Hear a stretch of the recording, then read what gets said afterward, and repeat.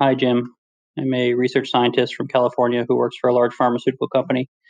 I have an option through my compensation for long term incentives, which means a certain proportion of my salary is provided by the company in forms of either stock options or restrictive stock units.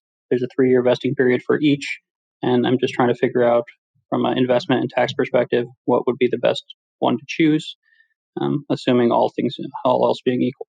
Thank you. All right, Alex, great question. Not one I get very often because this doesn't apply to doctors very often.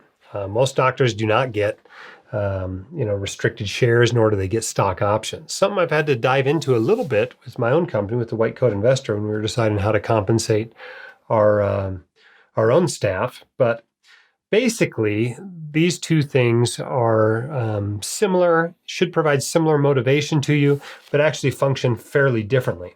Restricted stock shares are actual equity that you're given. You actually own the company when they give you restricted shares. Why are they called restricted? Because you can't sell them for a while. That's why. And a lot of times these are used at a company that's already publicly traded. Not always, but a lot of times they are given at a company that is already publicly traded. They are usually vested, meaning that they're given to you on the condition that you'll keep working at the company for a while. If you don't necessarily get to keep them. And that's not terribly different from stock options, which are often vested as well. But what an option is it's a promise of future profits. It may or may not pan out, right? With restricted shares, you're going to own a piece of the company no matter what.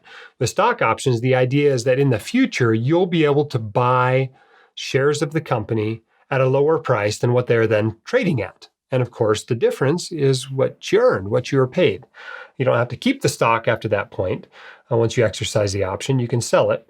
But usually you can't do that for a certain period of time after the IPO. But this is used a lot in startups before they're traded publicly with the hope that you're going to have this massive windfall down the road. And that's the way it's worked out a lot in the Bay Area for a lot of these tech workers, that become millionaires when their company goes public and they get to exercise their stock options and make all kinds of money.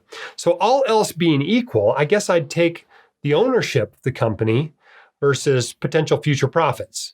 But the truth is all else is never equal, right? And so you just have to really examine both of those. The better you think the company is going to do in the future, the more likely you are to take the stock options over the restricted shares. Whereas if you don't necessarily think it's going to be spectacular in its growth, you may be more happy to actually get something because the stock options might be worthless if the company really doesn't become valuable. Even if the company doesn't become valuable, owning shares of it may still be worth a significant amount of money. So I hope that's helpful to you. If you want your questions answered by the White Coat Investor, record your question at whitecoatinvestor.com/YQA or click the link in the description.